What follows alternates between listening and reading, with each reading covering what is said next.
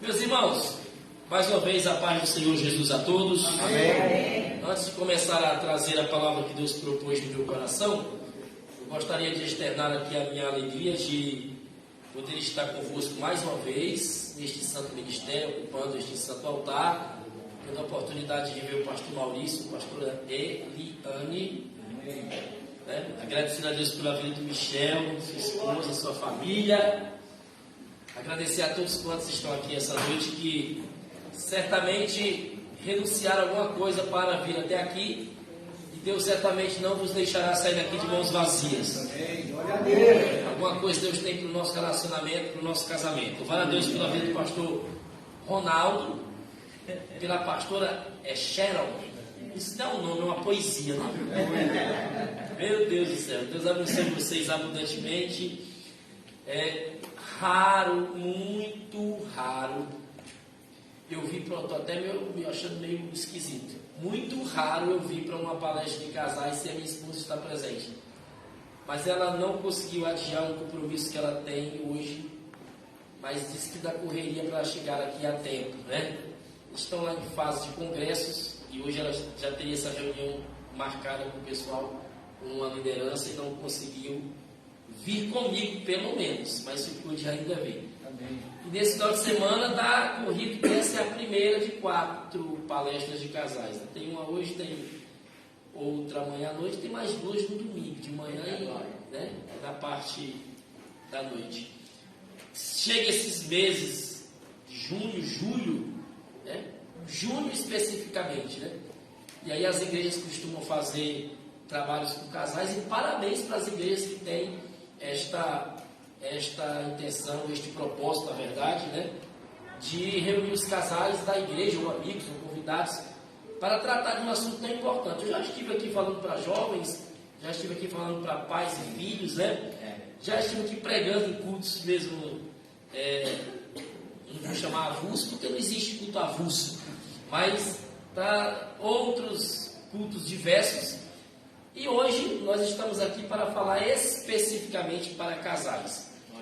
E eu sei que, apesar da nomenclatura culto de casais, eu falei para o Michel que eu não iria naquela linha de prédica de culto.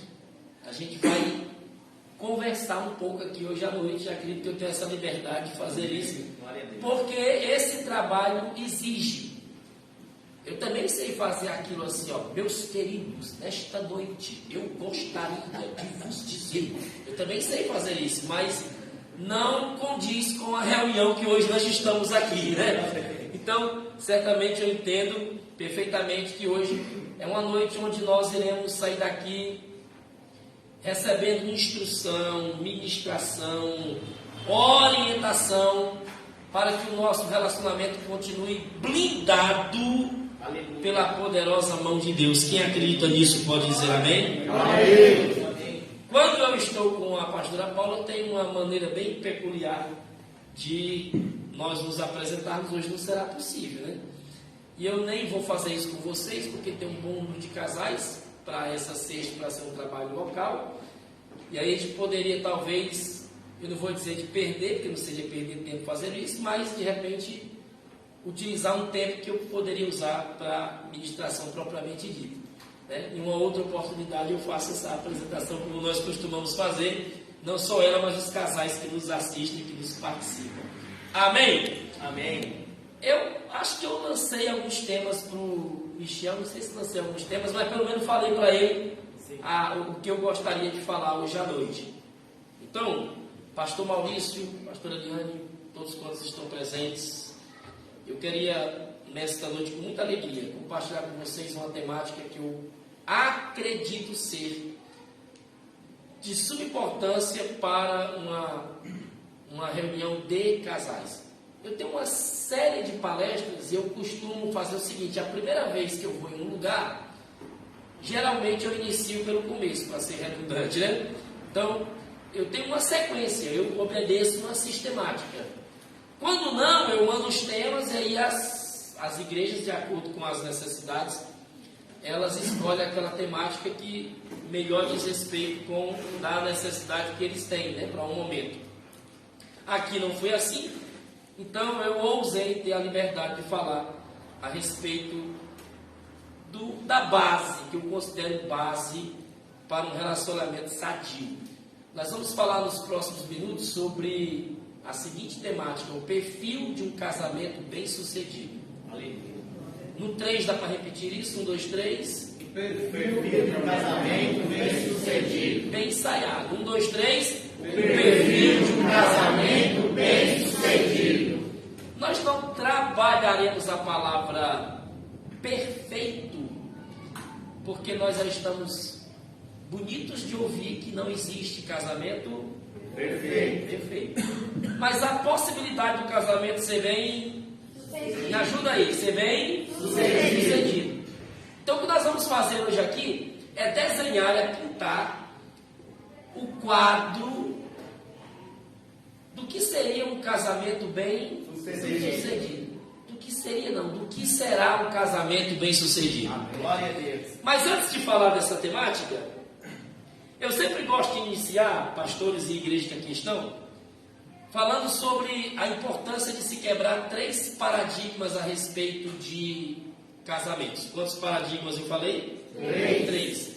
Permita-me não usar a Bíblia agora, porque as palestras de casais ou as conversas de casais que eu tenho, claro, tem bases bíblicas, mas eu não costumo, de repente, usar um texto-chave. Até cito, mas eu não costumo usar um texto-chave, porque, afinal de contas, isso aqui não é uma palestra religiosa, é uma palestra de relacionamento. Alguém entendeu? É bom que se diga isso, porque quando se fala de relacionamento, independe de religião. Sim ou não? Sim. Então, uma conversa sobre casamento não é uma conversa de natureza religiosa, é uma conversa de natureza de relacionamento, porque foge da questão simplesmente religiosa. Amém? Amém. Até porque, de repente, deve ter alguém aqui que o cônjuge ainda não seja evangélico. Eu não sei se todos aqui são evangélicos, né? Então, nós não viemos aqui trazer uma palavra de natureza religiosa, muito embora algumas coisas especificamente são de natureza religiosa. Então, antes que eu fale a respeito dessa temática, o perfil de um casamento bem-sucedido, eu gostaria de, juntamente com vocês, pensar sobre esses 3 paradigmas, 3 ideias erradas que se tem sobre casamentos e que precisam ser quebradas, e se não forem quebradas, pode atrapalhar o casamento de alguém, como já tem atrapalhado o casamento de muitas pessoas que eu tenho conversado e ajudado e orientado nos últimos 27 anos, que é o tempo que eu tenho de casar. Vamos lá. Quais são os 3? Isso aqui eu vou dar de crédito, tá? Não estava programado. Vamos lá. Quais são os 3 paradigmas que eu acredito que precisam ser quebrados sobre casamento? 3 ideias erradas que a gente tem sobre casamento e que precisam ser quebradas. Primeira ideia errada, o primeiro paradigma que precisa ser quebrado a respeito de casamento. Não existe casamento certo. Entenda, nós não vamos trabalhar a palavra perfeito. Vamos trabalhar a palavra sucedido ou certo. Então vamos lá. Primeira ideia, ou primeiro paradigma que precisa ser quebrado. Não existe casamento certo. Vírgula. Existe casamento que está dando certo. Amém. Saiu um amém ali, vamos lá. Então não existe casamento certo, existe casamento que está dando certo. Pastor, explica isso. Por que isto é um paradigma e por que além de ser paradigma, isto precisa ser quebrado? Aqui deve ter casais que quando tomaram a decisão de casar, casaram porque elegeram um casal para ser um aferidor de medidas. Ou então se espelharam em alguém, sim ou não? De vez em sempre um casal, às vezes é motivado a casar porque conhece um casal que para ele é um casamento bem sucedido ou um casamento certo, ou um casamento certo. Ninguém escolhe um casal, permita-me aqui usar o cearense, destambelhado para copiar. A gente procura usar um casamento que na nossa concepção é um casamento certo para poder copiar. Quem me entende diz amém? Amém. Nada há de errado sobre isso. Geralmente esse casamento que eu tenho como casamento certo que eu procuro copiá-lo, que eu elejo como meu aferidor de medidas, geralmente é de uma pessoa próxima, um pai, uma mãe, um tio, uma tia, o avô, às vezes um líder espiritual, o pastor, o líder do departamento, sim ou não? Sim. Está pegando até aqui? Amém. Então, geralmente a gente, quando vai casar, escolhe um casal, elege um casal, aquele ali, para nós, é um casamento certo, e a gente tenta assimilar a vida nossa com a vida deles. Não é errado escolher um casal ou um casamento que a gente acha que é certo, para poder pautar o nosso casamento também naquela mesma ideia. Quem me entende diz amém? Amém. Não há nada de errado sobre isso. A gente escolher boas referências. Onde consiste o erro e por que ao perceber isso precisa ser quebrado? É que tem gente, pastores e igreja, que apostam todas as suas fichas neste casamento, porque eles acham que esse casamento é um casamento sério. E tem uns que levam isso tão a sério que até anulam o seu estilo de vida, deixam de construir o seu próprio estilo de vida para viver o estilo de vida daquele casamento que eles acham que é um casamento sério. Até aqui entendido? Ou seja, tudo aquilo que este casamento faz, só faz se aquele casamento aferidor de medidas fizer. Tem casais assim ou não? Por aí. Aqui não tem não, mas por aí tem casais assim? Tem. Eles nem olham para a vida deles, eles olham para a vida daquele casal que eles escolheram como aferidor de medidas. Se aquele casal faz, eles aqui fazem. Se aquele casal não faz, eles aqui também não fazem. O perigo é, e aí tem gente aqui com muita experiência de casamento, mas quer ver quem tem aqui mais de 30 anos de casados? Ó, levantaram algumas mãos. Mais de 40. Quantos anos de casado? Nem sabe, tantos anos que ele não sabe. 41, olha aí, 41 de casado. Então vamos lá, escuta bem. Todos vocês aqui, inclusive esse de 41 anos de casado, já conheceu o casamento que na visão de vocês, deles e de vocês, minha, era um casamento que era sério. E de repente esse casamento deu. Não precisa dizer nomes, mas quem é que conhece um casamento que era certo e que de repente deu errado? Quem conhece? Todos nós conhecemos. É aqui que mora o perigo. Pergunta qual? Se eu jogo e aposto todas as minhas fichas, permita usar esse termo, talvez até meio chula para isso. Se eu aposto todas as minhas fichas naquele casamento que eu achava que era um casamento certo, a ponto de anular minha própria vida, deixar de construir o meu estilo de vida para ver o estilo de vida deles, ora, no dia que aquele casamento que eu tinha como certo passa a dar errado, o meu corre risco. Sim ou não? Na primeira DR que acontecer dentro de casa, um dos cônjuges diz, álcool lá. Se até o do fulano, que a gente tinha como referência, deu errado, o que dizer do nosso? Quem entendeu essa visão? Então, partindo disso, eu gosto sempre de dizer que não existe casamento certo. Existe casamento que está dando certo. Deixa eu ouvir o grito de quem está dando certo. Glória a Deus! Amém? Então, olha para o teu cônjuge, e diga isso: continuaremos dando certo. Amém! Amém! Então vamos lá. Essa é a primeira ideia, ou esse primeiro paradigma é fácil ser engolido, o difícil é o segundo. Qual é o segundo paradigma que precisa ser quebrado sobre o casamento? Ninguém casa com a pessoa certa. Calma que eu explico esse rolo. Ninguém casa com a pessoa certa. Vírgula. A gente vai se acertando. Ufa! Entendeu? Então, ninguém casa com a pessoa certa. A gente vai se acertando.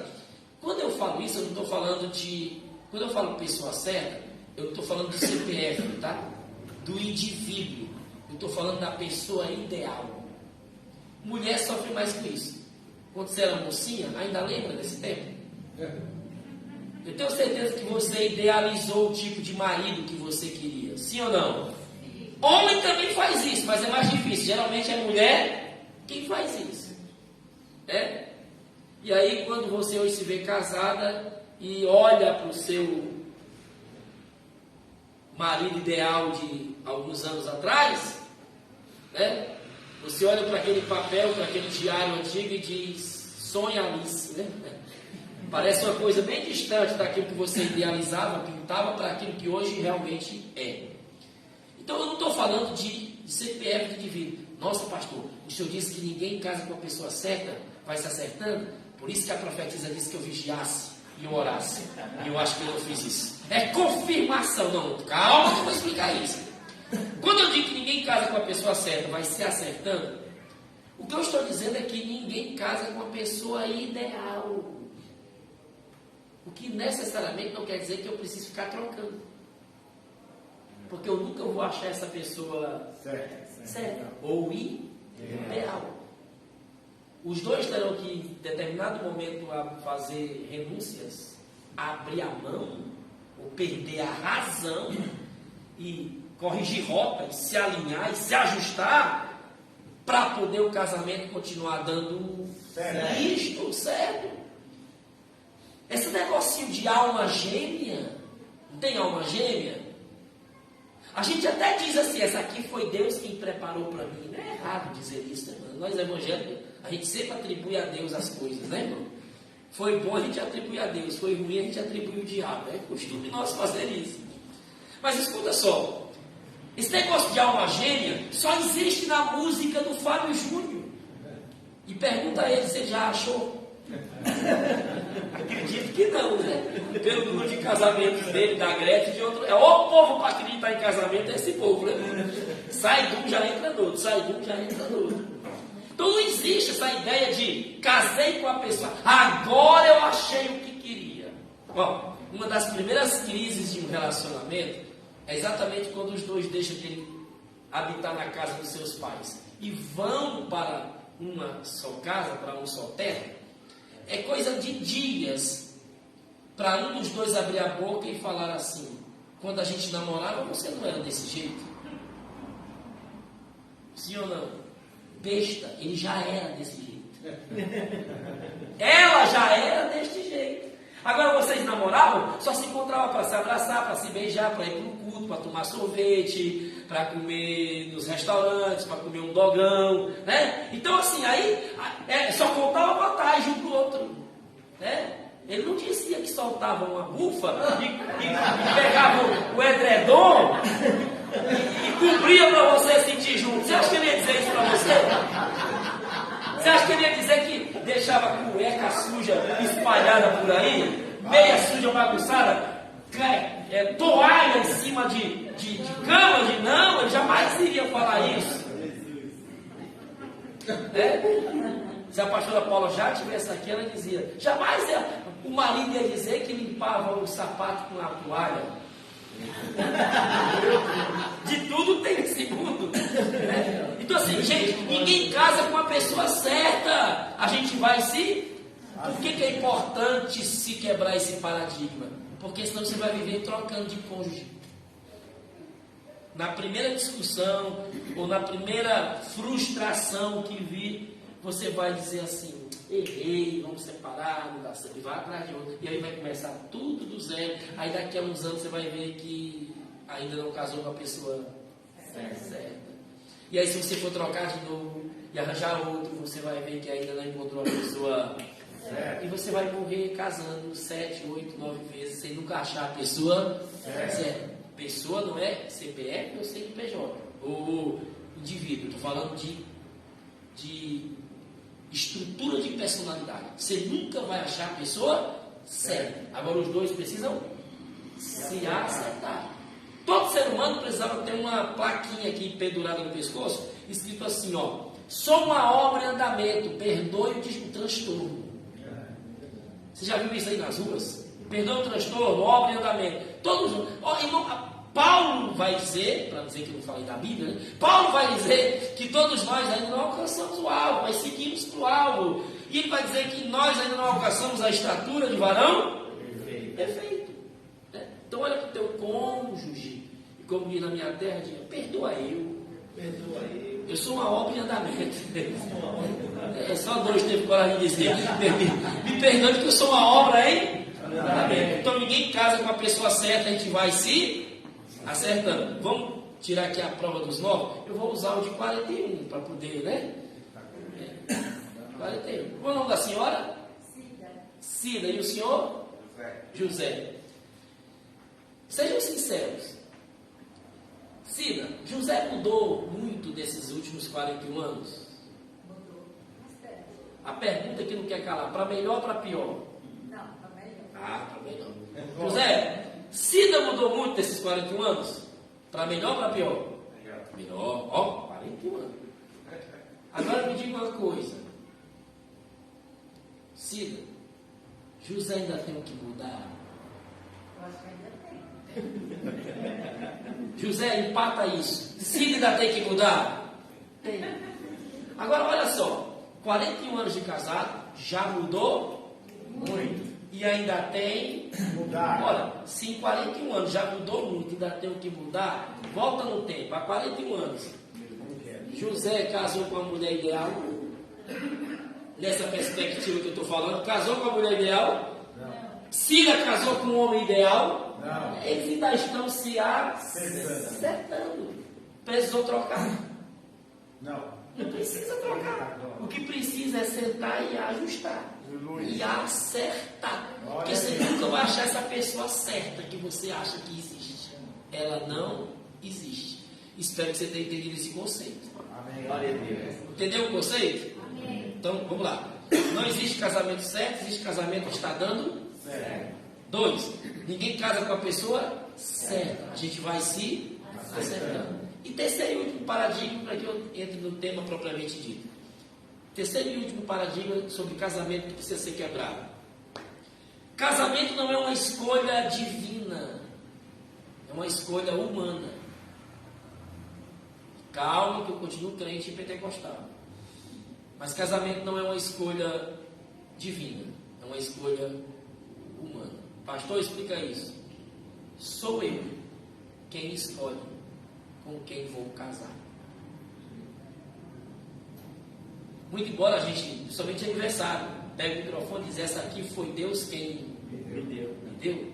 Não há nada errado em dizer isso, sim ou não? Não há nada errado. A questão é, eu vim de um tempo e de uma igreja, talvez você não seja desse tempo e desta igreja, em que profetas e profetisas pegavam um na mão do outro e diziam, essa é tua e esse é teu, e o boi no lambe, se lamber, Jeová corta a língua. E eu não estou brincando. Eu vi muitos casamentos nascerem assim, no espírito, entre aspas, e também terminar nesse mesmo espírito. Eu não sei se em São Paulo tinha essa febre, no meu Ceará tinha isso. A gente está numa ambiência de oração e o profeta se levantar e pegar na mão do rapaz, de uma moça, estou unindo vocês dois, esse é teu e essa é tua. E pronto, e o pessoal levava a sério e casava mesmo. Tem um caso específico de um rapaz, como está sendo filmado ou transmitido, não sei onde é que isso foi parar, vou falar o nome dele que eu não sou doido, né? Mas tinha um rapaz de 23 anos, meu amigo, pregador, que casou assim, através de uma profecia que recebeu com uma senhora de 57 anos. E, claro, ela já partiu para a glória, em nome do Senhor, faz um tempinho isso já. E eles casaram pelo Espírito, né? Assim, o vaso profetizou que eles deveriam casar. 4 meses depois eles se separaram. E eu lembro que quando eu fui conversar com ele, que ele era muito meu amigo, né? E ele brincando disse uma grande verdade. Ele disse, rapaz, eu casei pelo Espírito, mas quando eu vi a carne, eu desanimei.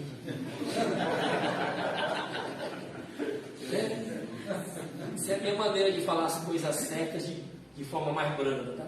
Mas é verdade essa história. É verdade esse bilhete, como diz aí, né? Então, ele casei pelo Espírito, mas quando vi a carne, desanimei. Então, na verdade, querido, escuta bem. Talvez você esteja lembrando aí, pastor e Adão e Eva, pastor e Oséias, pega essa mulher e tal.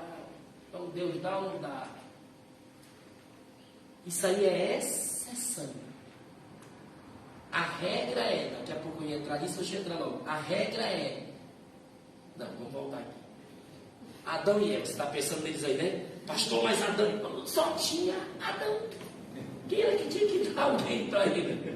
Era Deus. Aí Deus foi lá e disse, não é bom que o homem esteja só. Aí fez uma disjuntora, Eva deu para Adão. E é uma coisa meio louca, ainda bem que aquele povo, aquele grupo, né? Aqueles ativistas, aquele monte de letrinha ainda não tiveram esse entendimento que eu vou dar aqui. Tá? Que tanto Adão quanto Eva, no dia que foram criados, receberam o mesmo nome. Os dois foram chamados de Adão. Pastor, onde é que está isso? Gênesis 5. Se você tivesse trazido a Bíblia, eu sei que você ia procurar. Já tem gente procurando. Em Gênesis 5 e 1 está escrito isso. E os formou, tudo no plural. E os abençoou. Alguém confere aí. E os, aí, tudo no plural. Aí quando vai falar o nome assim, ó, e os, plural, e os chamou de Adão. No dia, aí continua o plural. No dia em que foram criados. Irmãos, se aqueles ativistas do monte de letra acham isso aí, irmão, vamos arranjar uma confusão grande. Mas teologicamente é fácil explicar isso. Adão aí é humanos, né? E os chamou de humanos. Mas na nossa tradução brasileira, dá a entender que os dois receberam o mesmo nome. Que nome? Adão. Aí Adão disse, não vai dar certo, porque se ele for chamar aqui Adão, gritar, ela vai achando que é eu vou achando que é. Quem deu o nome de Eva foi quem? Adão. Foi Adão quem chamou Eva de Eva. Mas os dois receberam o nome de humanos, tá? Adão seria humanos, humanidade. Como você queira pensar. Porque eu não estou falando isso também. No dia que essa Eva peca, Deus vai lá no jardim atrás de consertar um negócio. E olha a primeira pergunta que Deus faz. Essa pergunta é intrigante. Deus pergunta, Adão, onde? Que pergunta intrigante. Pergunta por quê? Por quê? Qual seria o correto? Adão, o que foi que tu foi fazer? Não. A primeira pergunta foi, Adão, onde Você está? Porque na verdade, mais importante do que aquilo que eu faço é o lugar que eu estou. Sei que Deus é soberano, tem seus decretos. Mas de repente, se Adão, mesmo fazendo o que fez, tivesse estado no lugar que deveria estar, talvez o negócio tenha sido consertado. Por isso que quando a gente peca, não precisa sair daqui porque pecou. Também não é para estar aqui e viver pecando. A ideia é, o lugar de Deus trabalhar é aqui. Alguém entendeu isso? A gente sempre tem algo a ser trabalhado, tem nada a ver com casamento, mas Deus mudou dizer isso. Tem nada, escuta o que eu vou te dizer. A gente tem, porque tem gente que às vezes sai dessa ambiência de igreja porque cometeu um erro. E a pergunta de Deus é onde está? Porque o simples fato de errar, mas continuar aqui, diz para Deus que eu prefiro ficar aqui. E o fato de determinar ficar aqui, eu estou dizendo, Deus, a oportunidade está aqui, continua trabalhando, continua libertando, continua agindo, alguém está entendendo? Mas vamos voltar para casa. Aí quando Deus disse, então onde estás? Aí depois ele perguntou, o que foi que tu fez? Comeu do fruto que eu disse que tu não comesse? Ele encheu o peito. Se tivesse paletó, tinha ajeitado o paletó. E tinha dito, fui eu não. Foi a mulher, aí encheu a boca. Que tu me deu. Pegou, né? Que tu me deu. Quando eu disse isso, como a Bíblia não está escrita em ordem cronológica, parece que eu escuto Deus dizer, é assim? Pois de hoje em diante eu não vou dar mais não. Portanto, deixará o homem pai e mãe e se unirá à sua mulher. Ou seja, quem quiser agora, meu amigo, ó, vá atrás da sua. Pronto, vai para cá, nunca mais vai atrás. Isso é tão sério que, por exemplo, Eliezer, quando foi buscar a Rebeca para Isaac, nem Isaac teve direito de escolher, foi Eliezer quem ele escolheu. Estava na mão dele. Mas olha o que é que Isaac faz, ou o que Eliezer faz. Disse, Deus, foi me dado direito de escolher uma mulher para o meu senhor. Mas vamos fazer o seguinte, eu vou pedir um sinal. Então escuta só, não é Deus quem escolhe, mas sinal pode. Aleluia. Escuta, Não é Deus quem escolhe com quem eu vou casar, sou eu quem escolho. Mas quem tiver juízo, pede direção. Para consertar um negócio, para ninguém dizer que é heresia, né? Quem tiver juízo, pede orientação, faz o sinal. Pedir sinal errado? Gideão não pediu? Sim ou não? Sim. Pediu. Agora vai pedir o sinal do gol branco, que não vai dar certo. Né? Aqui todos são casados, mas se tivesse algum solteiro, isso aqui serviria. Tem gente que está gostando de alguém na igreja e fala o sinal do gol branco, pede o sinal do gol branco. Vai lá para a Avenida Japão e diz: Senhor, se aquela moça for para mim, vai passar um gol branco aqui. E aí passa ou não passa o gol branco? Passa um monte de gol branco. Aí vai dizer confirmação, confirmação, confirmação, confirmação. Chega para a moça e tem que dizer: ó, Deus falou que era você. E eu estava em dúvida ainda, né? Porque eu sou crente. E eu pedi confirmação, fui ali para a Avenida Japão e pedi a Deus: se passar um gol branco aqui, ó, é ela. Mano, tu não acredita, passou 13 gol brancos. A gente ri de coisa séria. Tem gente que tem coragem de fazer. Ixi. A ideia aqui é o seguinte, gente: casamento é uma escolha humana. Sou eu quem escolho com quem vou casar. Até porque, bem baixinho para ninguém escutar, só vocês mesmos. Se fosse uma escolha divina, talvez a gente aqui já tinha devolvido. Deus toma aqui, eu estava no meu canto quietinho, sossegado, só dando, como disse lá o Cláudio Duarte, só dando nome a bicho, né? E o senhor vem e arranja o não. Então, gente, isso aqui significa dizer que a responsabilidade tanto é pessoal quanto é nossa, de manter e sustentar o nosso casamento. Inclusive tem um texto, para não dizer que eu não falei da Bíblia, vai lá outro texto bíblico. Tem um texto mal interpretado por muita gente nas igrejas, principalmente em casamento. Que texto? O que Deus uniu, não separe o homem. Tem gente que pensa que esse texto significa assim, ó: o que Deus une, não tem capeta, não tem homem, não tem ninguém que separa. E o texto não diz isso. O texto diz exatamente o contrário: que o que Deus une, o homem tem condição de separar. O texto está assim, ó: o que Deus uniu, vírgula, não separe o homem. O que é que Jesus está dizendo? Que o que ele une, o homem tem condição de separar. Aí ele deu a recomendação: aquilo que eu uni, pelo amor de Deus, não separe. Então existe a possibilidade do homem unir, separar aquilo que Deus uniu. Pastor, então o senhor desmanchou tudo agora. O senhor acabou de dizer que Deus uniu. A questão é que eu escolho. Deus vai lá e uniu. Ou às vezes ele é tão bom, tão misericordioso que desune. Quando eu falo desune, não estou falando de divórcio, estou falando de não permite que aquela minha escolha se... Mas às vezes eu sou teimoso e continuo com a minha escolha. E lá na frente eu quebro. Acontece isso por aí ou não? Por aqui não, mas por aí não acontece? Sim. Acontece. Então estes são os 3 paradigmas que precisam ser quebrados sobre casamento.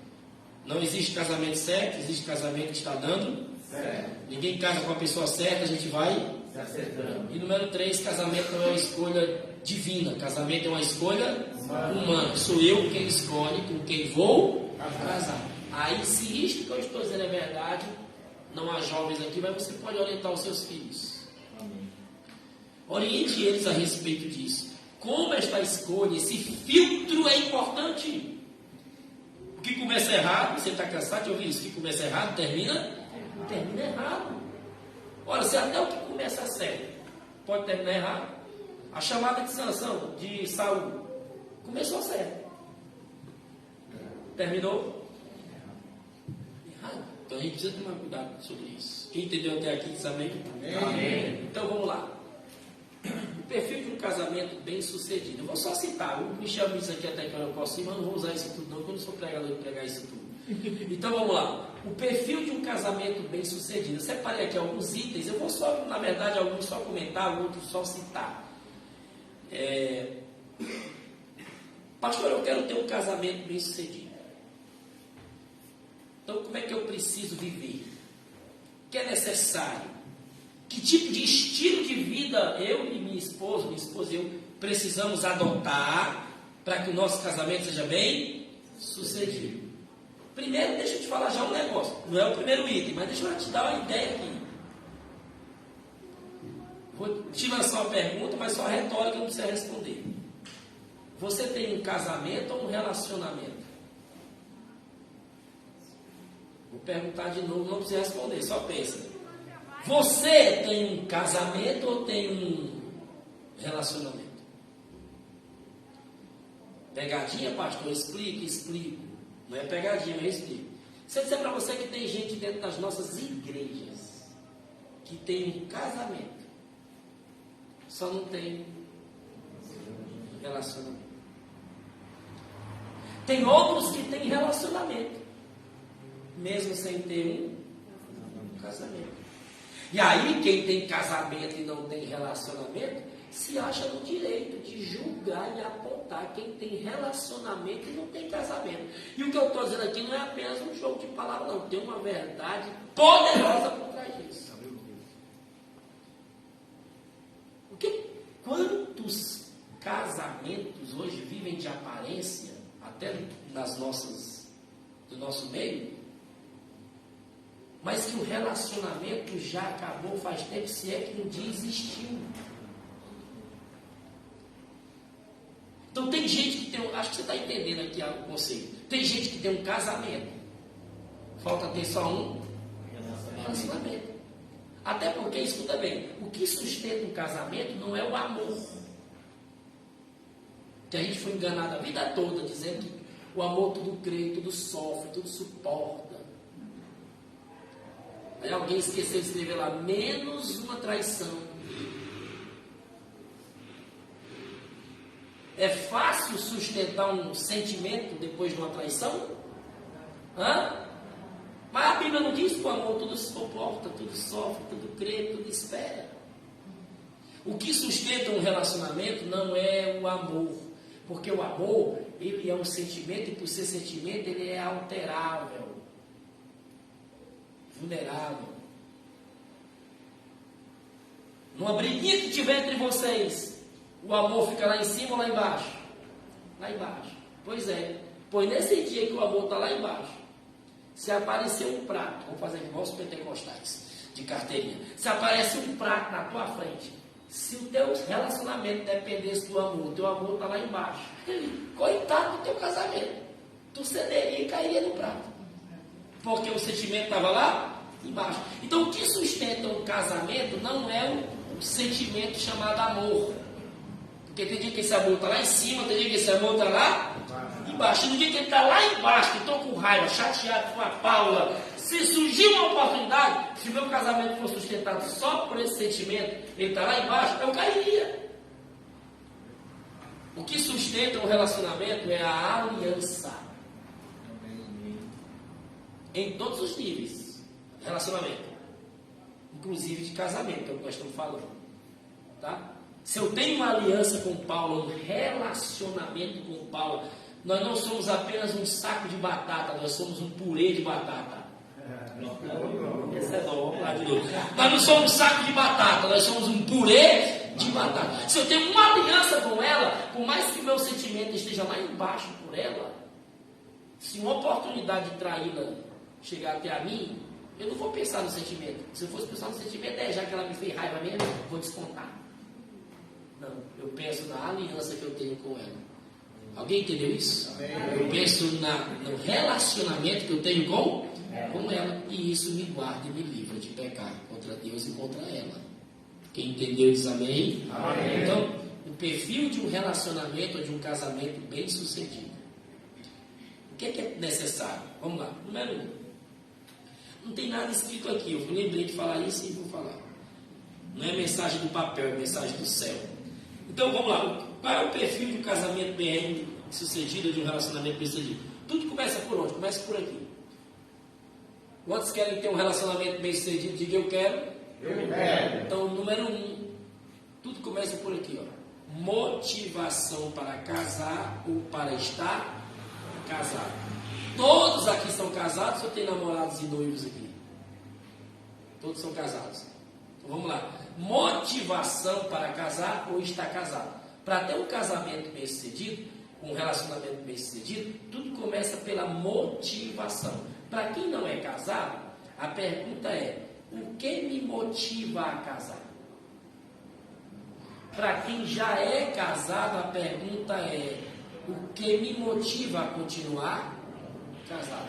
Será se todos os casamentos do meio cristão têm motivação para continuar existindo? Já que motivação, dizem os coaches de plantão, que é um motivo para a ação, né? Lá atrás, quando você resolveu casar, o que te motivou a casar?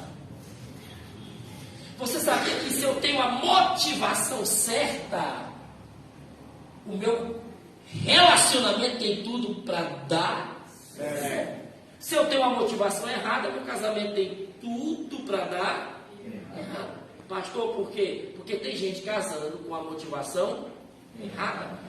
Mas aqui, já que todos são casados, deixa eu dizer, tem gente que continua casado, mas com a motivação errada. Por exemplo, e aí, vocês vão concordar comigo com o que eu vou dizer. Motivação errada para casar ou para continuar casado. Por exemplo, tem gente que casa, principalmente no nosso meio cristão, casa para fazer sexo. Vou falar assim essa palavra, vai ter alguém aqui de menor idade. Tem gente que casa para fazer sexo. Então não tem, principalmente no nosso meio. A Bíblia diz, e nessa hora aí ele vira um teólogo, né, ortodoxo. Não, a Bíblia diz que se é de se abrasar, que casa. Então eu vou casar porque eu estou dando choque até em vento. Se eu não casar, eu vou pecar. Então, se é de pecar, eu vou casar. Aí eu digo, irmão, tem gente que casa nas nossas igrejas só para fazer sexo, para não viver pecando.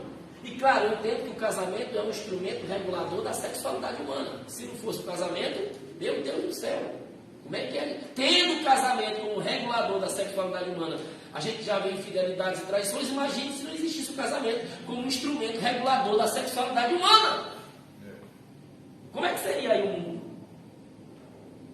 Então, o camarada é novo, jovem na igreja, né? E quer saber? Eu vou arranjar uma pessoa para casar, porque senão eu vou pecar. Aí, para não pecar, já que jovem cristão namora ou para casar ou para pecar, o altar do casal é a cama, e o altar do solteiro é o pé da cama, orando, buscando a Deus, né? Então, vai lá e casa motivado pela necessidade fisiológica de se fazer sexo. E aos casados, pergunto eu, não o senhor, a gente vive fazendo sexo? Tem gente aqui que está quase igual Samuel Mariano. Que saudade eu tenho das nossas conversas, né? E dos segredos que haviam entre nós. Então, a gente não vive fazendo isso. Sim ou não? Como vocês sabem disso? Vou orar com você no final. Então vamos lá. Motivação errada: casar para fazer sexo. Os casados sabem que a gente não vive fazendo sexo. 2. Motivação errada: tem gente que casa, somente no nosso meio. Isso aqui é estritamente evangélico que eu vou dizer. Tem gente que casa por causa de ministério, porque a igreja só consagra quem é casado. Então tem vontade de ser pastor. Então o primeiro troço que aparece, desculpa a expressão meio grossa, já casa, porque o negócio dele é querer uma unção na cabeça dele. Aí eu pergunto aos casados que aqui estão e que tem ministério: a gente vive exercendo o ministério às 24 horas do dia? Não, irmão. Para começar, a Bíblia, muito embora eu não vou chamar de machista Paulo por questão de ética, muito embora Paulo tenha dito, né, que a mulher solteira cuida das coisas do Senhor e a mulher casada cuida das coisas de onde? De casa, né? Muito embora tenha isso lá na Bíblia, escuta só, mas a gente vive hoje numa outra realidade, numa outra cultura, numa outra situação, em que em muitas casas, na maioria das casas, os dois saem de casa para trabalhar, sim ou não? Os dois saem de casa para trabalhar. E aí a gente vive as 24 horas do dia exercendo o ministério? Não. E o que tem de gente que tem perdido casamento por causa de ministério? Eu não tenho. Um monte. Você sabia que interferências religiosas destrói casamento? E como destrói? Esses dias chegou uma irmã para mim e perguntou assim: pastor, eu vou separar do meu marido. Por quê? Ele se desviou. O que é que o senhor diz? Eu pedi assim um tempinho para me pensar na resposta dessa. Aí depois eu perguntei para ela, vou responder perguntando: a senhora casou com ele ou com a religião dele?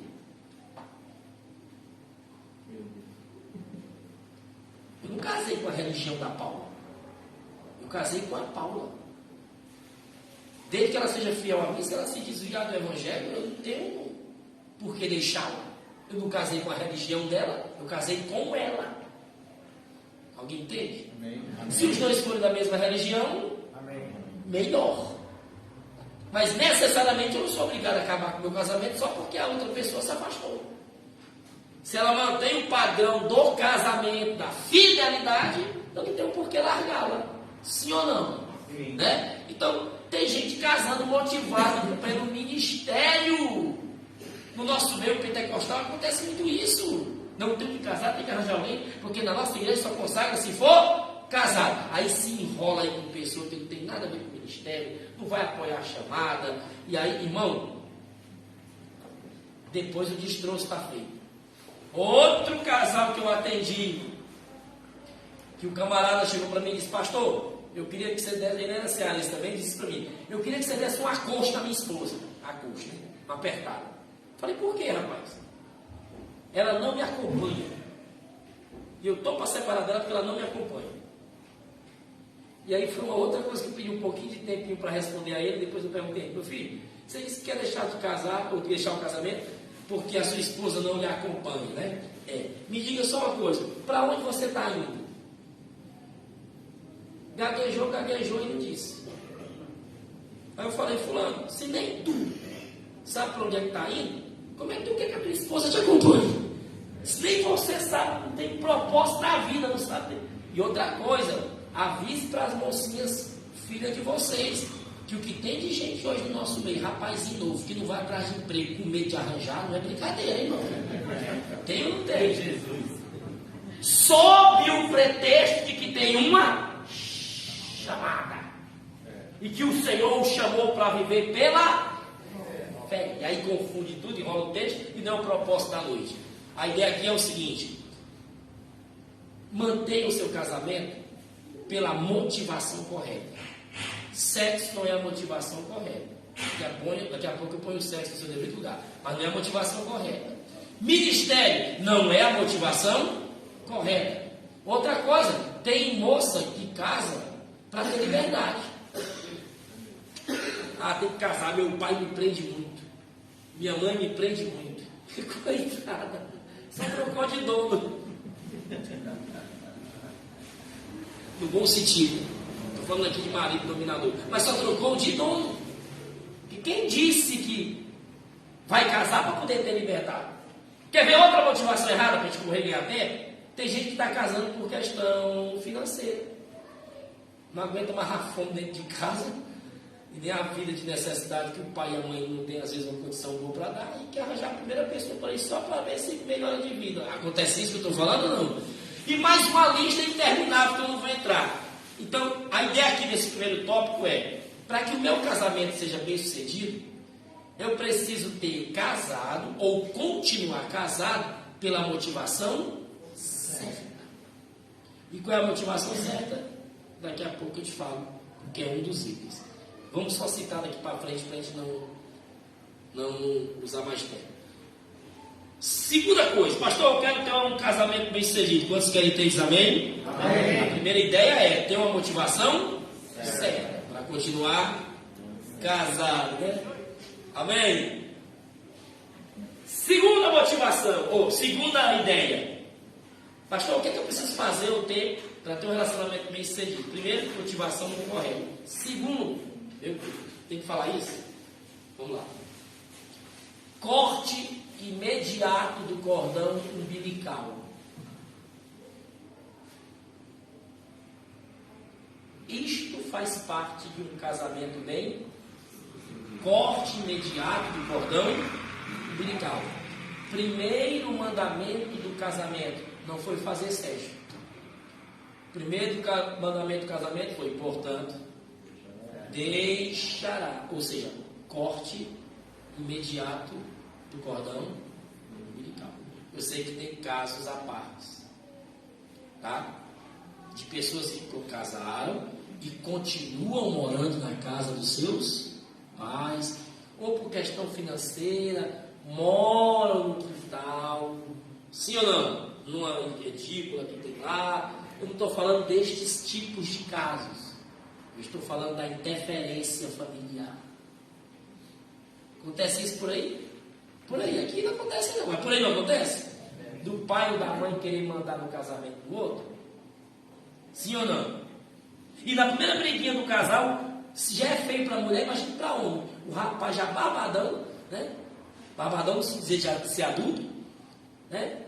A mulher dá um grito com ele e faz bem sim, eu vou contar para minha mãe. Cortou? Fez um corte imediato do cordão umbilical? Não. E sabe quem é a culpa disso aí? Da mãe, que não deixou o menino crescer. E tem umas mães por aí, aqui não tem dessas não, mas por aí tem, que quando o filho casa, olha o conselho dela: filho, hoje o mundo mudou. Qualquer coisinha a mamãe está aqui. Né? E aí, numa hora dessa, ela vira uma teóloga como ninguém. Ela deixa até no quarto um lençol dobrado. Igual lá no sepulcro, né? Não tem o sepulcro? Que o lençol estava dobrado, né? Costume, né? Que dizer que ia voltar, né? Tinha esse costume, quando alguém deixava o lençol dobrado, era avisando que ia voltar. E no túmulo de Jesus, quando entraram lá dentro, o lençol estava dobrado. Acorda, pentecostal! O lençol estava dobrado. Era um aviso dele dizendo que iria voltar. Enquanto estão aguardando a vida dele. Mas tem mãe que faz isso. O filho casa, nem mexe no quarto comigo. Eu vou deixar aqui do mesmo jeitinho, vou até dobrar o lençol. Não deu certo, claro, não tem problema não. Vai! Queria um versículo novo. Vão-se os anéis e ficam os dedos. O casamento desse está fadado ao fracasso. Então, gente, o conselho da Bisa aqui vale. Quem casa, casou, se vira. Essa é a regra. A exceção é, às vezes, há necessidade de se morar tudo num canto só, há necessidade de morar tudo num terreno só, num quintal só. Quem me entende diz amém? Não é que seja errado, não é que seja proibido, não é que seja pecado. É só porque é problemático isso. Alguém? Não precisa me responder. Alguém aqui já deve ter tido problema com isso, com interferências familiares. E precisam tomar cuidado, e isso destrói casamento.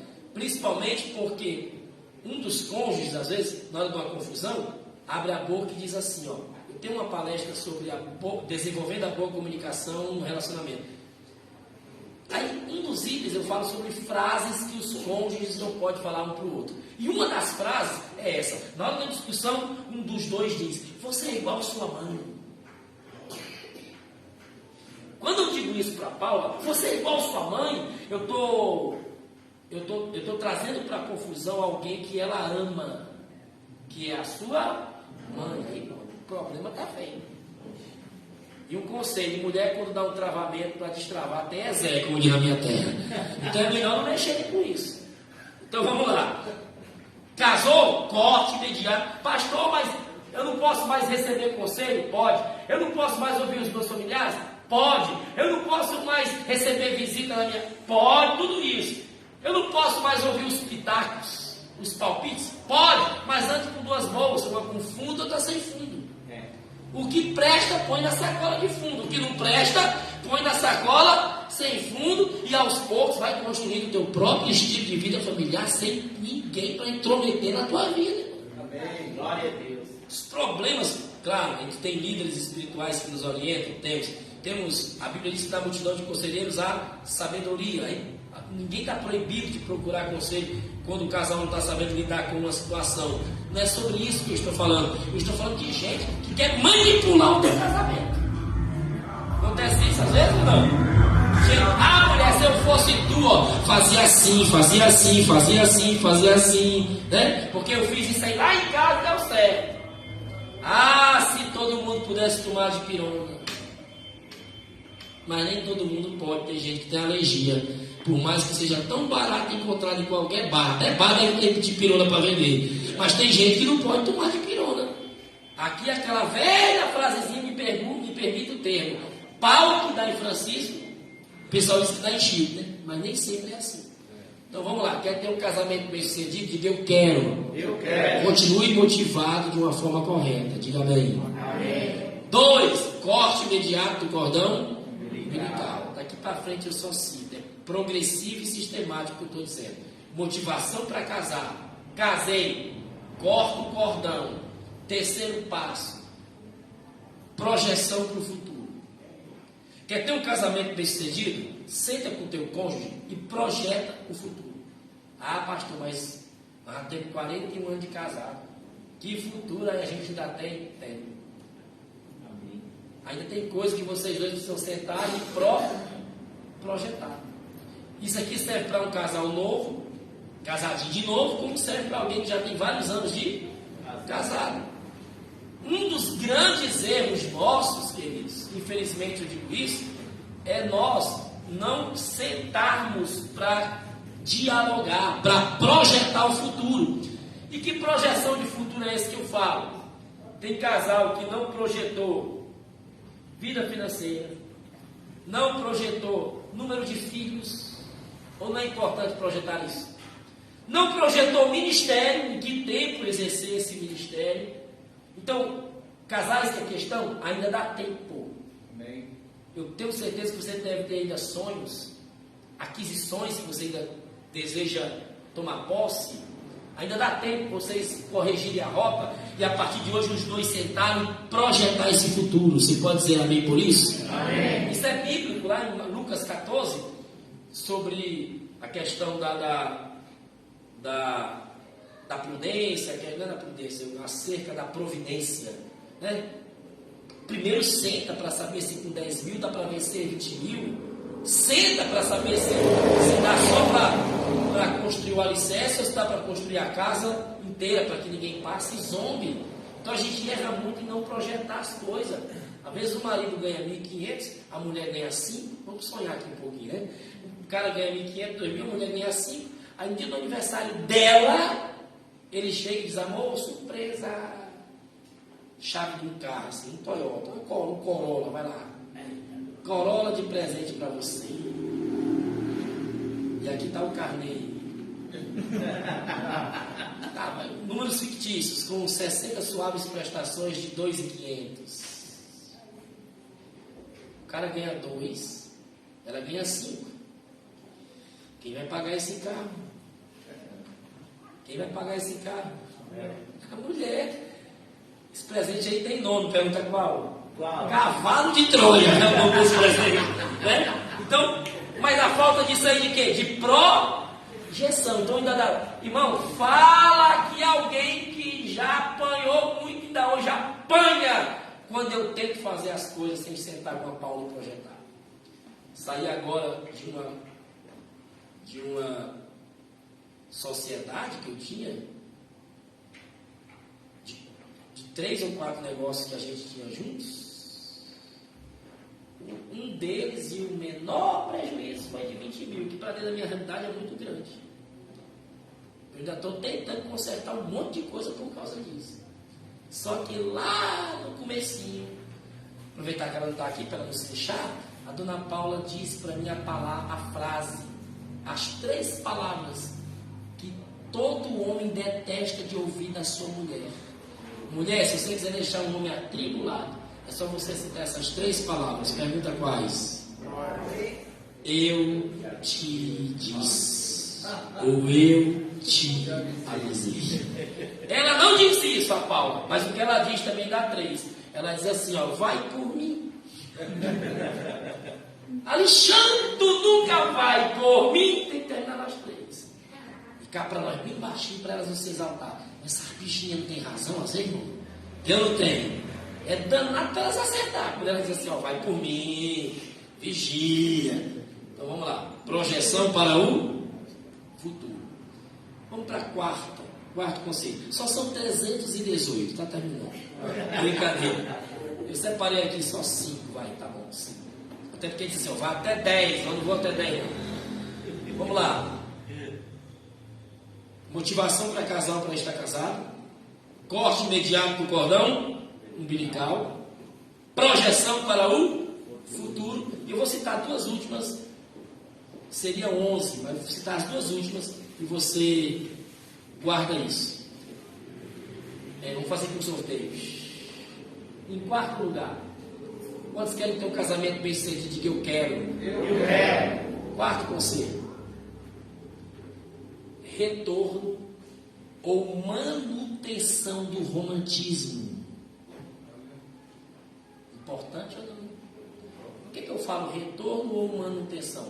Porque tem casal que continua romântico. Nesse caso tem que manter.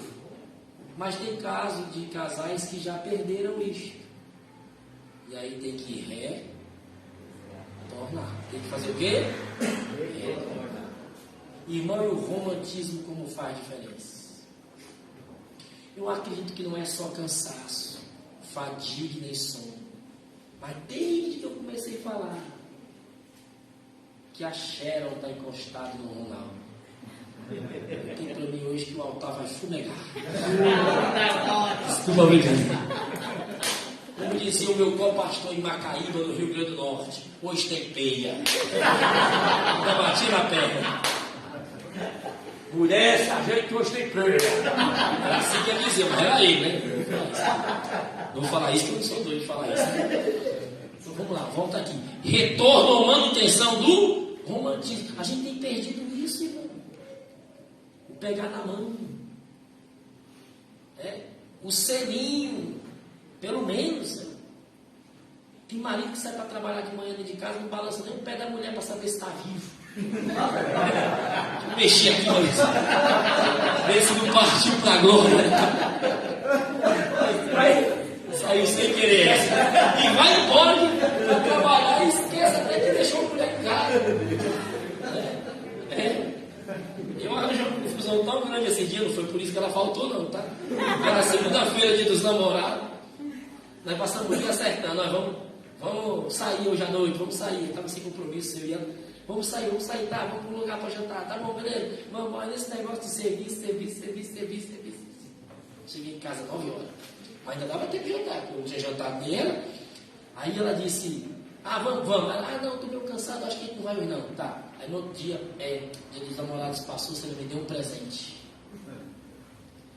Aí cadê o consertar? Mas filho, não trouxe, porque nós íamos para um canto para sair, lembra? Nós ia sair para um canto e tal, né? Mas não adianta mais, não. Quanto mais conserta, difícil, mais difícil fica. Né? Tá igual a história do cara que foi para o estádio e disse, rapaz, catucou, que estádio todo mundo se conhece, abraça, se beija na hora do gol, negócio doido, né? Aí o cara olhou para um cara da vizinha e disse, rapaz, que mulher feia aquela ali. Ele, qual? Aquela ali é assim. Não, aquela ali é minha mulher. Ele disse, não, rapaz, ele está confundindo. Ó, assim, ó, atrás dela ali, ó, tem uma assim, não, aquela ali é minha mãe. Não, ó, tem essas duas, aqui tem muita gente. Aquela ali de óculos, rapaz, aquela ali é minha tia. Aí ele viu que não dava mais, rapaz, que família feia essa tua. Então assim, irmão, tem hora que ele tem que se entregar e dizer, me perdoe, eu errei, né? Era para mim ter trazido o presente, eu não trouxe, né? Quero que ela disse, não, mas além do jantar tinha que ter um presente. Eu falei, é verdade, tinha que ter um presente. Enfim, irmão, a gente está dando risada de coisa séria. Se você perdeu o romantismo, dá tempo de retornar. Se você mantém o romantismo, continua mantendo isso. Né? Por favor, um até logo. A gente tem que viver de tal forma a ponto de, quando eu sair de casa para trabalhar, a mulher tem que ficar triste. Vamos sonhar. E quando der a hora de voltar, ela tem que estar feliz. Essa seria a realidade. Nossa, você vai sair para trabalhar? É muito ruim estar aqui. Era para ser assim. Está dando a hora de voltar? Nossa, ele está chegando. Ou vice-versa. Não era para ser assim? Seria tão bom se a vida está assim. Ainda dá tempo de fazer assim. Então, ou retorna se você perdeu, ou mantém se você já tem o romantismo. Irmão, até na hora do sexo ajuda, irmão. Um sexo sem romantismo, como é que pode? Hã? Quer fazer igual o cara de Macaíba? Bora que hoje tem pena. Não pode. Me perdoe a comparação. Sabia que para a câmera não pegar. Me perdoe a comparação. Mulher igual remédio. Pergunta por quê? Porque nas caixinhas está escrito assim, ó, agite antes de usar. Tem uns remedinhos assim? Tem, então tem que estar agitada. Esquece a palavra usar que não compete para a situação, tá? Só usei a questão do agitar, agite antes de usar. Ou seja, tem que ter um romantismo. Mas, irmão, só que a gente vai começando a aumentar os anos de relacionamento e se não tomar cuidado, esse romantismo fica para ter, porque era só do namoro.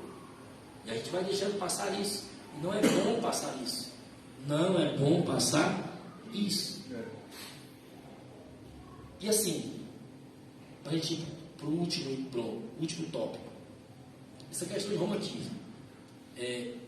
A gente não pode deixar que o relacionamento da gente comece pelo carinho e termine pelo carão, né? Não sei se vocês sabem o que é carão, né? Mas no Ceará a gente usa muito essa palavra, carão, né? Tipo, brigar com alguém. Então, carão é dizer por que você fez isso? Né? Então seria isso o carão. Então ninguém pode deixar que o relacionamento comece pelo carinho e termine pelo carão. Né?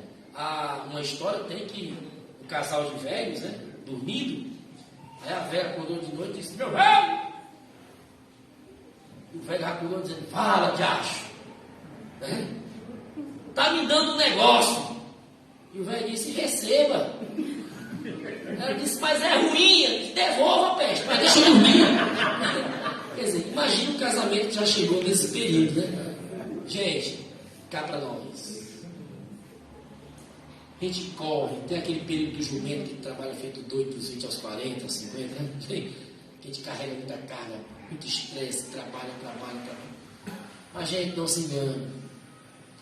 O ninho termina vazio como começou. Sim ou não? Os filhos casam, vão embora. E aí aquela pessoa que talvez eu tenha maltratado durante boa parte da vida, ou esquecido, ou desprezado, é ela quem vai cuidar de mim. Põe isso na tua cabeça. No final, só vai ficar vocês dois. Amém, irmão? Amém. Então mantenha o romantismo ou retorne. Eu sei que hoje à noite, se você perdeu, vai tentar retornar, é capaz da mulher dizer, deixa de ser besta, só porque o pastor falou. Faz tempo que não faz isso. As irmãs também ajudam, pelo amor de Deus, né, pastor? Entenda que o camarada resolveu mudar de vida hoje à noite aqui, vai mudar de vida. Eu sei que a gente, pelo menos nós nordestinos, assim, às vezes é meio grosso. Às vezes eu lembro disso, que às vezes eu andando ligeiro e a Paula, Alexandre, eu estou contigo. Né? Porque eu ia na frente e ela atrás. E eu respondia para ela, está comigo, me acompanha. Já aconteceu um caso, logo no começo do casamento. Eu estava com ela no ponto do ônibus, dá um dedo aqui, como diz na minha terra, dá um dedo para vamos parar, eu entrar, e duas. Aí o cobrador olhar, duas, aí eu olhar, cadê a Paula? Eu fico lá no ponto do ônibus. Meu Deus do céu, mas aí um dia a dor ensina a gemer, né? Graças a Deus hoje não acontece mais isso. Antes de eu vim para cá, deixei ela lá no lugar dela. Né? Então, queridos, volta ao romantismo, ou se você nunca foi romântico, passe a praticar o romantismo. Se você já é romântico, mantenha este romantismo. E por último, não poderia terminar diferente, por último mesmo, 2 minutos eu vou encerrar. Não podia terminar de outra forma. Quer ter um casamento bem-sucedido? Sim. Por último, tenha uma vida sexual ativa. Escuta isso, se o casal é feliz na cama, é feliz em todo canto. Quer que eu prove isso? Eu trabalho com um monte de peão. Alguém que deve trabalhar assim também. Um dia que você chega lá alegre no trabalho, o que é que eles dizem? Rapaz, aí. noite ontem. É assim ou não é? Eles associam isso. O contrário também não é verdade, não? Você chega lá emburricada, com raiva, chateada de todo mundo, chateado. Que é isso aí? Humilde calça jeans, foi? Não é assim que eles dizem? É assim ou não é? Como é que vocês sabem disso? É chegado chateado no trabalho alguma vez? É? Então, vamos lá, deixa eu falar tecnicamente para que ninguém se escandalize. Mas a importância de uma vida sexual ativa é muito grande. Eu sei que tem os problemas de saúde que às vezes impedem. Tem o vigor físico que vai embora com o tempo, sim ou não? Vai embora com o tempo e aí só sobra o romantismo. Ele tem que existir. Esse romantismo ele não pode desaparecer. Porque tem hora que só vai sobrar o romantismo mesmo. Tem outro jeito.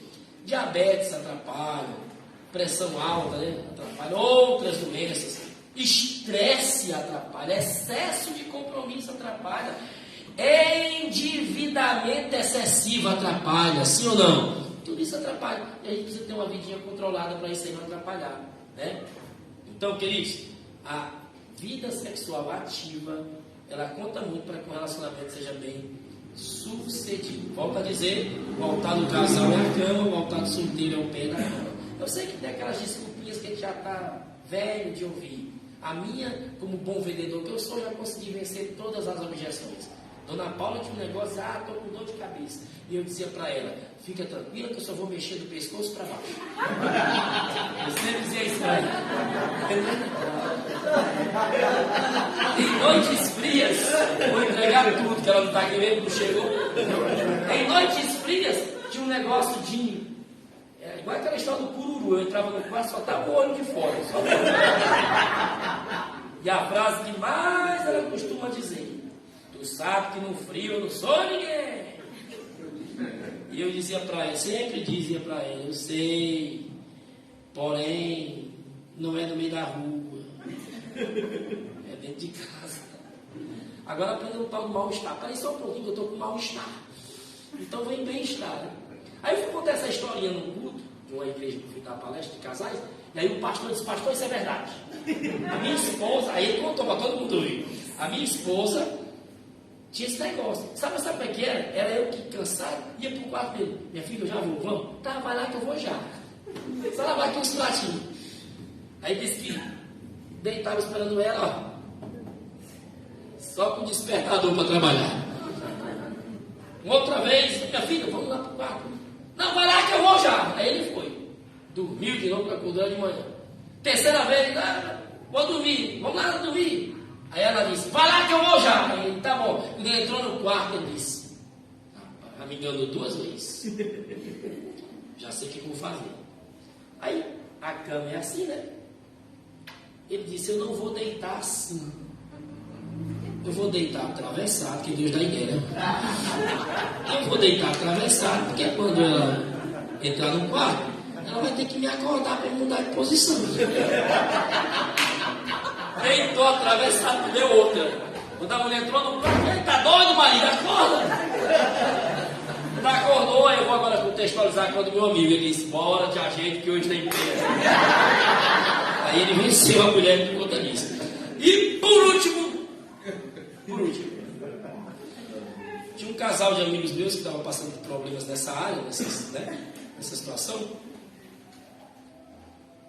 O ponteiro do relógio só estava marcando 6 horas da tarde, não conseguia mais marcar meia-noite.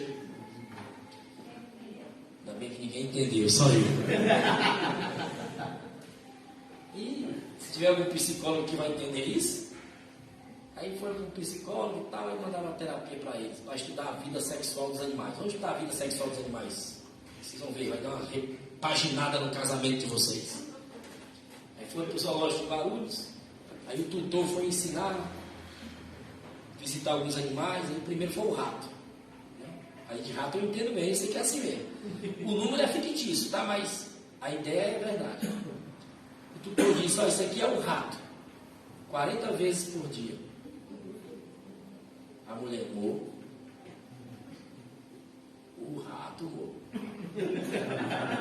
Cara envergonhado. Número fictício. Esse aqui é um macaco 20 vezes por dia. Morro. Macaco morro. Aí continuava. Esse aqui é o boi, uma vez por mês. Aí a mulher, morro, não, peraí, morro. O rato, o macaco, eu fico calado. Mas morro. O boi, uma vez por mês. Perder pro boi, morro. Cara envergonhado, roubado zoológico e tudo. Último animal. O tutor já estava cansado e disse: e esse aqui é o rinoceronte. Uma vez por ano. O cara se encheu. Como é que é?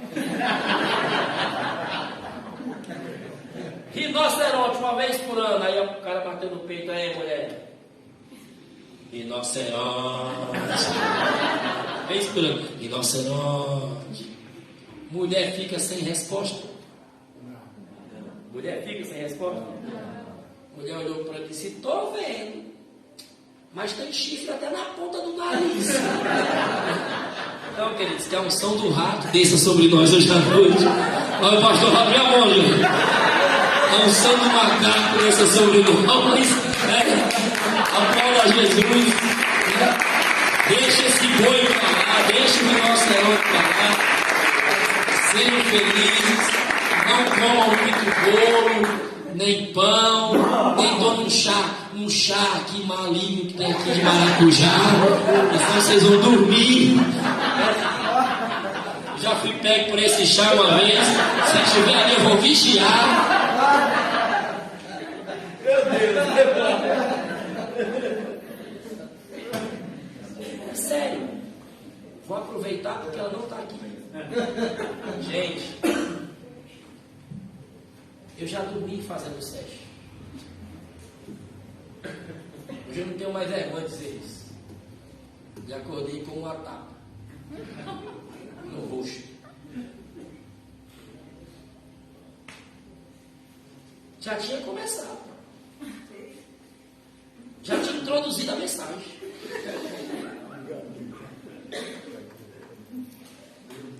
Quando de repente eu escuto a pancada. Pá, uma tapa no rosto. Ela achou que eu tinha até tido infarto. Não era, dormi, cansado, dormi. Oh, tapa que curou, nunca mais eu dormi. Tapa no outro, em mim mais não. No dia que vocês encontrarem ela por aí, pergunte que ela vai dizer que é verdade. Amém? Fica de pé, deixa eu orar por você, abençoado. Espero que vocês tenham gostado dessa nossa conversa louca, mas necessária e importante. Amém? Aos casais que estão aqui, eu já fiz isso em outras palestras que eu vim aqui, trouxe esse material. Eu tenho um livro que eu escrevi sobre isso.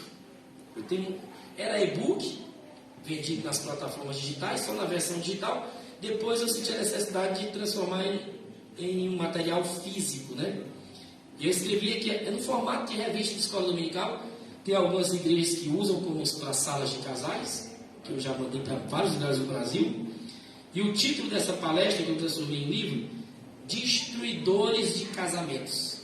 Eu falo nessa palestra sobre 13 destruidores de casamento. Tinha que ser 13.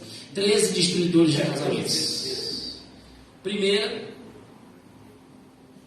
excesso de compromisso. Última, interferências religiosas. E as outras 11? Só você levando para saber. Não vivo disto, vivo para isto.